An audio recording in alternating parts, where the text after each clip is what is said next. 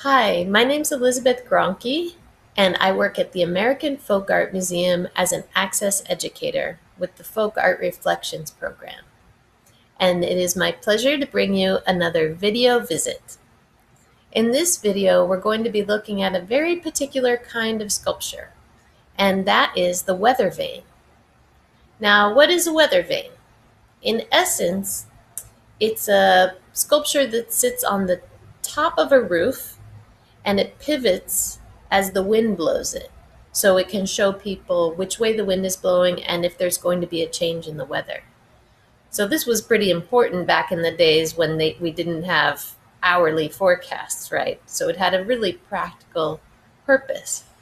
But as we will see in this video, these weather vanes were also beautifully crafted and often really meant something important to the people who made them and the people who put them at the top of their roofs.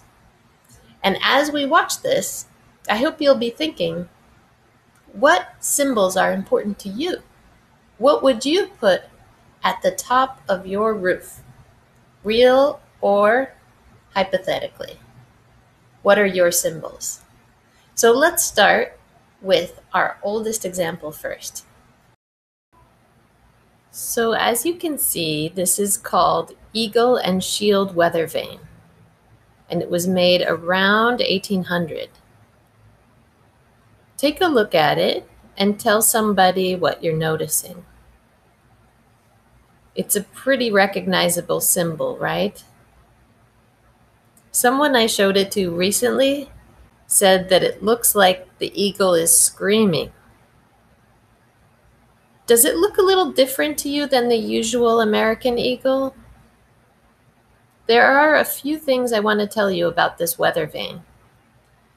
First, this eagle looks a little different because it also resembles another symbol that was used a lot in early America, and that is the phoenix. Do you notice how the neck is a little bit curvy and how the head has that feather sticking out and the tongue is a little curvy? Those are more like a phoenix.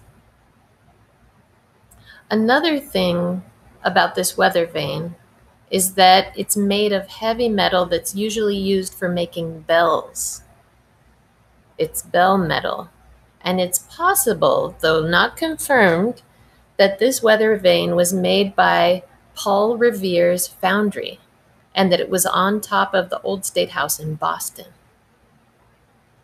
I can imagine how powerful and striking that symbol must have been on the top of the State House. So much more than just a way to tell which way the wind is blowing, right?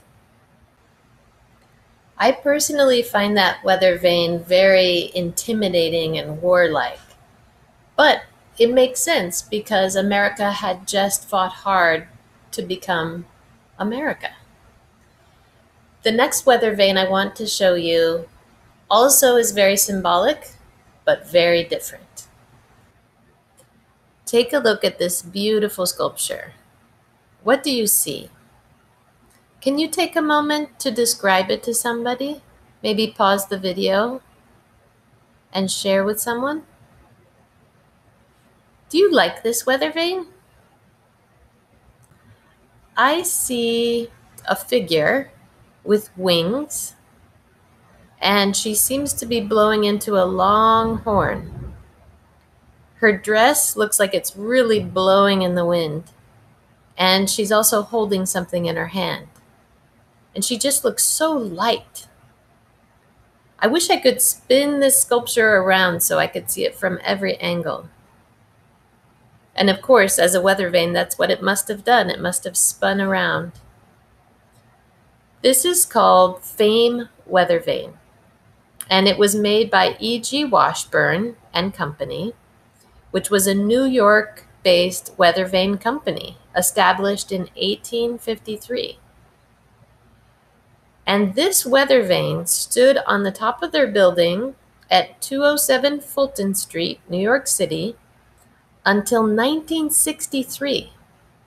Think about how many New Yorkers looked up to see this beautiful winged figure. Now, who is this figure? Who is Fame? Fame is a Greek goddess who had the power to make a person famous. And the thing that she's holding in her hand is a laurel wreath to lay on someone's head. I like to think of the decades of people in New York City who felt inspired by that weather vane as they looked for a change in the weather, literally and maybe figuratively. What's your opinion? Would you want a symbol like that on top of your roof? Something to inspire people to find fame? Think about it. What would be the best symbol for you? So, a weather vane could be packed with symbolism, and it can also just deliver a really clear message, like the one I'm about to show you. Now, this weather vane may look familiar because I shared it with you in a previous video. It is a blacksmith's shop sign, essentially, that also served as a weather vane. And I wanted to show it again because, yes, it's packed with symbolism, but mostly for the practical purpose of letting folks know what goes on at J.B. Schlegelmilch's blacksmith shop. He works with metal and he makes horseshoes. And I like to imagine that if I was traveling through his town and my horse needed a new shoe, I could look up at the skyline of the town and see that sign and know exactly where to go. It's a very practical sign, isn't it? Can you see what he's doing? He's got a hammer in his hand and tongs, and he's working on his anvil. And the symbol of the horse near him shows that he can make horseshoes. It's a very useful, very practical, beautifully made weather vane.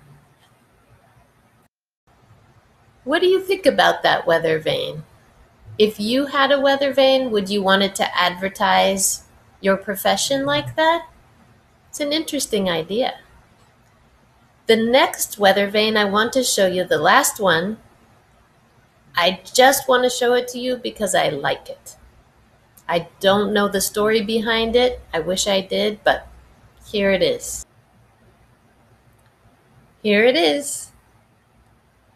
Can you recognize what kind of a dog this is? If you said Irish setter, you're right. This is called Setter Weathervane. And I think it was so clever of the artist who made it to make a dog that could do pointing, like a hunting dog, to show which way the wind is blowing. I also like the way it looks like his tail is blowing in the wind a little bit, and his nose is sticking out. It's just a very thoughtfully sculpted weather vane. And it makes me wonder, whoever had this made and put on their house, I have to assume that they had setters and that those animals were really important to them in their family. Why else would they have it on top of their roof, right? If you could have any animal as a weather vane on top of your home, what animal would you choose? Would it look like this dog? Or would it be a cat? Or a bird? What would your animal be that's so important that you'd want it as a weather vane? Animals really are popular choices for weather vanes. I mean, if you think of the classic weather vane, it's a rooster, right? Or a running horse, that's another very commonly found one. And if you go to the Folk Art Museum's website and you click the word collection, and then in the search box you put in weather vane, you'll see that there's quite a collection of animals and some pretty unexpected ones. One of my favorites as well is a donkey weather vane. There's an elephant weather vane, a grasshopper weather vane. They're all beautiful. I recommend that you go check it out. So we've seen how a weather vane can be a very powerful, potent national symbol.